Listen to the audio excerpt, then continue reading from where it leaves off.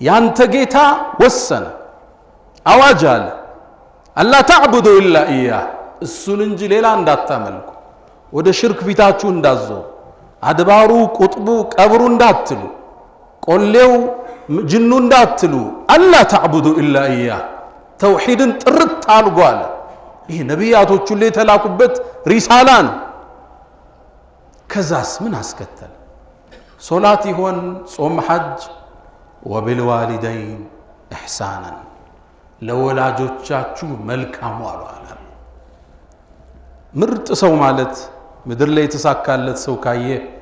እሱ የወላጆቹን ዱዓ ያገኘ ስኬታማ የሆኑ ሰዎች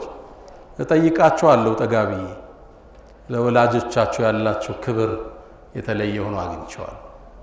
ሀገራችን ላይ ካሉ ትልቅ የቢዝነስ ማኖች ውስጥ አንዱ ነው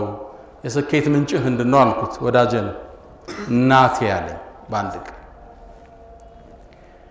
ወላጆችን አግኝተህ ዱዓቸውን ማግኘት ምርቃናቸውን መውሰድ ምድር ላይ ተሳክቶልሃል ማለት ነው አላህ ከራሱ መብት ጋር የጠራቸው አንሽኩርሊ እኔን አመስግነኝ አለ አላህን ማመስገን የፈጠረህን የሰጠህን ነገር ለመልካም መዋል ማለት ነው ወሊዋሊደይ ወላጆችህንም አለ አላህ ኢብኑ አባስ ምን ይላሉ አላህ የራሱን ከባሮቹ ጋር አስተሳሰረ የወላጆችን መብት ብቻ ነው የወላጆቹን ሐቅ ያልተወጣ አላህን ሐቅ አልተወጣም ማለት ነው ኢብኑ አባስ መብታቸው ትልቅ ነው ነቢያቶችን አላህ ቁርአን ላይ ያወደሳቸው ለወላጆቻቸው ባላቸው መልካምነት ነው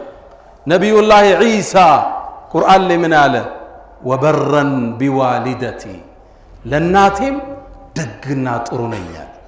ነብዩላህ የህያን አላህ ነገረን ወበረን ቢዋሊደይ ለወላጆቹ ደግና መልካም ነበር ደግነት ምን ማለት ነው ዝቅ ልትልላቸው ልደውልላቸው ከጎናቸው ልትቀመጥ ካመማቸው ልትንከባከብ ሽታን ልታሸታቸው ልትረዳቸው ልትደግፋቸው ለነሱ ስትል መከራን በላን ልትቀበል